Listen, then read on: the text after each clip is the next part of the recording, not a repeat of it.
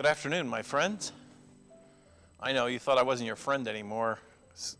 I wasn't here for 2 days in a row. And then today, I guess, I don't know, is technology personal?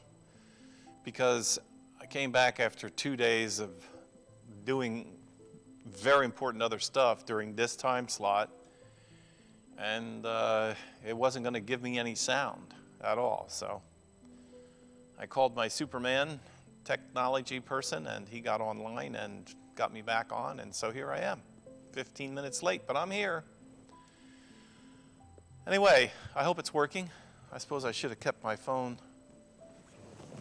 I'm going to get my phone because that's the only way you can give me feedback that says it's not working. I think it is. But anyway, how are you? How have you been? It's been a couple days since I've checked in with you.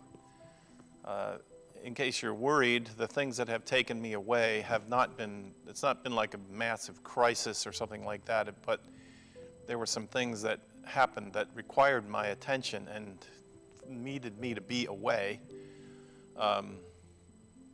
In the work that I do, I used to say I like being a pastor because you never know what's going to happen next. So there were some big pastoral issues that I attended to for people, and sometimes you just can't always manage them. So I appreciate your understanding. I missed you. I missed the time that we're here together. And it's Friday, and I'm wondering how you are.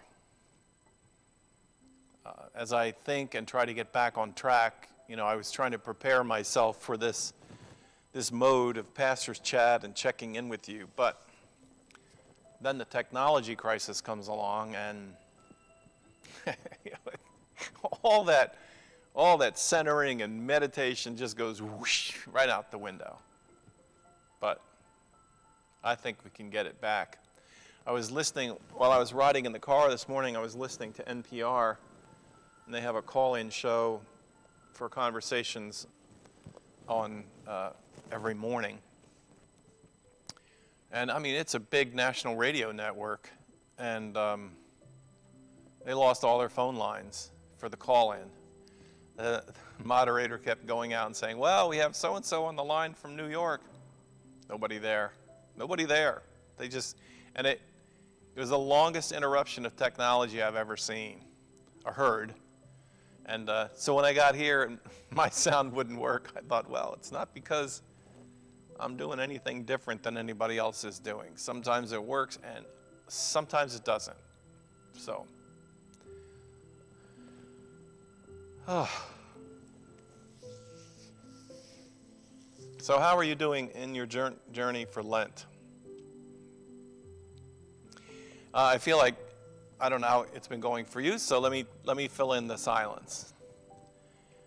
I have, honestly, partly because of this daily connection, I feel like the Lenten inventory for me is deeper and more meaningful than it's ever been for me in the past.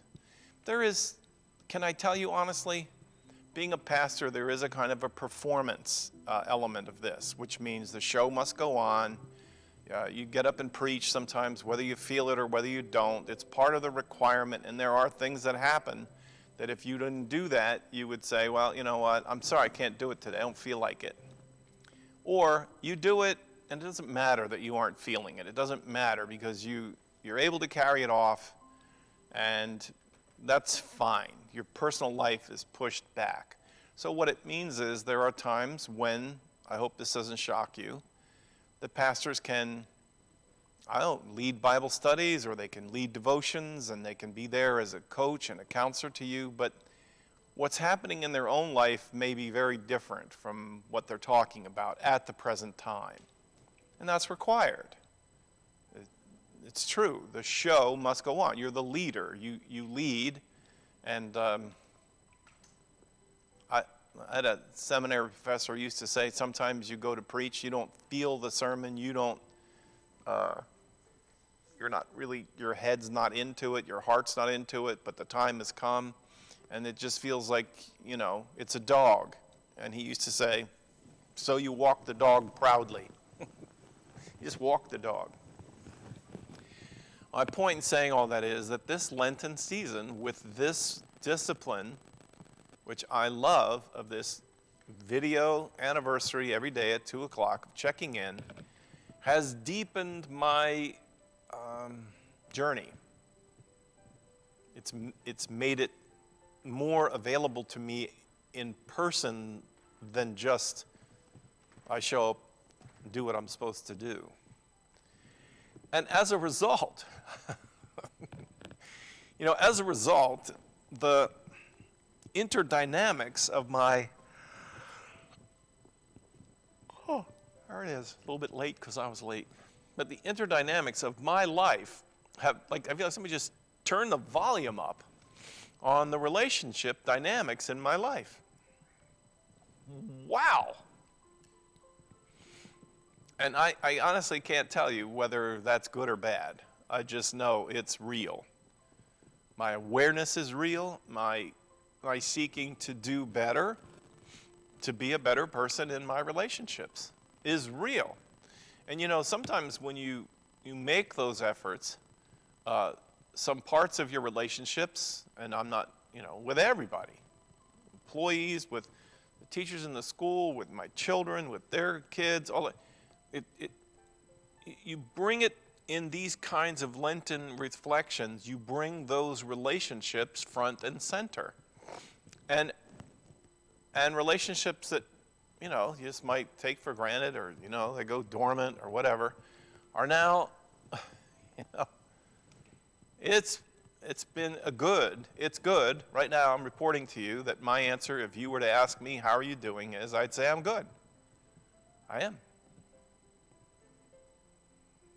But I still say, wow, this journey of faith is really something else. Walking through daily life with a sense of a daily dependency on the fact that God, the creator of the universe, is with you, intensifies your awareness of what's happening in your life. Yes, it becomes a place you can go to fall into the faith, fall into the arms that God is there, which gives you some peace. But sometimes it also gives you more courage to go where you wouldn't have gone, to say what you wouldn't have said. And I am primarily talking about things of my own introspection during this season of Lent. Now, if you're listening to this, you're probably thinking, what in the world is he talking about? And in specifics, I'm not going to tell you. That's just not it. It's just, look at this. Look at this thing, which is the Lenten discipline, which in the Wednesday night devotional for Lent, I talked about seeing this family of deer, white-tailed deer, that live in the stream valley below the school in North Haledon, and they have quite an expanse of woods in there. And they're a family, it's clear, a big herd, extended family. And they walk in line, they follow each other, they follow a path, they follow a trail. I'm also reminded, I've referred to this before, it always amazed me that on the farm, the dairy cows would walk sometimes several large pasture fields away to sweeter grass or more shade. And when they walked from the barn to that far off pasture field, they generally tend to walk in a straight line. One would get in front of the other. Now, not one line, maybe 3 lines, but day in and day out, walking back, walking out, walking back. 45 cows that weighed 2,000 pounds apiece, and they would walk and they would follow along and they would create paths. And each, the herd changes, the older ones die, new ones come along, and they stayed in the path. They would continue to walk in that same path. Sometimes, if the soil was right, the paths, 3 or 4 interweaving paths walking along with each other, would become depressed, and they'd be walking down a little lower than the rest of the field. One of the advantages for cows is they can't always see from their looking forward down to their feet, and so the path allowed them to avoid things to trip over. This is a metaphor that's been used for the Christian life, for the life of faith, not just the Christian life, but the life of faith. The life that says, I'm going to live my life with a full awareness and trust of the divine presence with me, walking with me, leading me and guiding me, and be aware there will be times, for various reasons, that I will wander off the path. And Lent is a time of bringing us back to the path. And praying for God's help in that. It's not always something we do for ourselves. Sometimes it's others who, along the way, fellow journeyers will nudge us and say, hey, get back in your groove. And sometimes we wander off the path, like, again, the animal relationship. All we like sheep have gone astray. And sometimes it takes the shepherd to come looking for us. And it's one of the images it's so often written about and sung about in the Psalms, is that the divine power of the world is engaged and comes looking for us, moving us back to paths of rightness in relationship with each other and with God and with ourselves.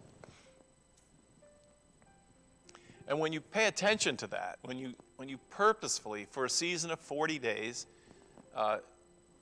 turn up your listening, brighten your looking, open your heart, you see more, you hear more, you feel more, and life in its relief becomes more real.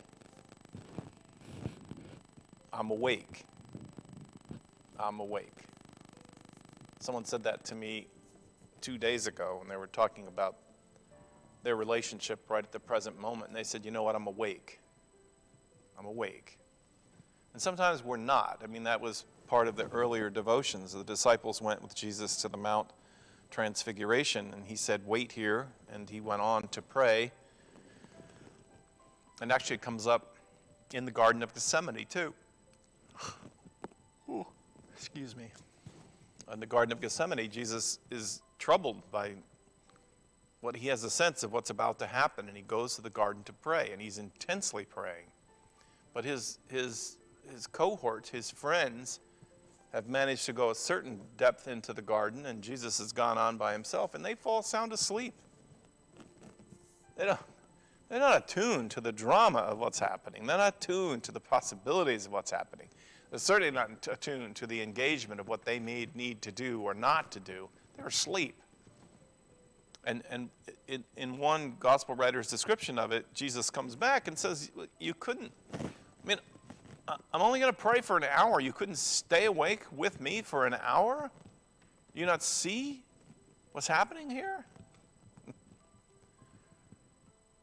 So we're coming to the end of the week. And I just want to say,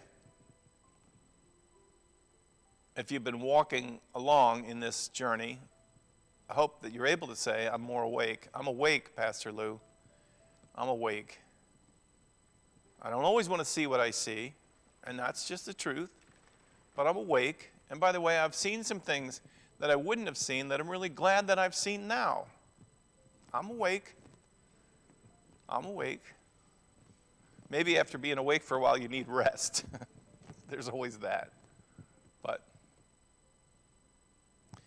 So that'll get us to the end of this week. Next week, we're still in the last week of Lent, and then we enter into the Passion Week, the place where the narrative of Jesus moves into full volume. And the narrative of our human broken circumstance rises to its worst. I've said that the week of Passion from Palm Sunday through to Easter is God at God's best, humanity at God's worst. And as they meet together, in the resurrection, love and grace and mercy win. So, keep awake, my friends. We're going into the weekend. Tomorrow's Saturday. I won't be here for the Saturday chat, but on Sunday I'll be here at 10:30 on this channel to sing some songs, some hymns with you, read some scripture, pray with you, and speak together with you in the sermon to strengthen faith, to declare God's love and grace for you and for all people, and to invite you to respond, to engage you, to respond then to what you hear, to be a blessing where God sends you.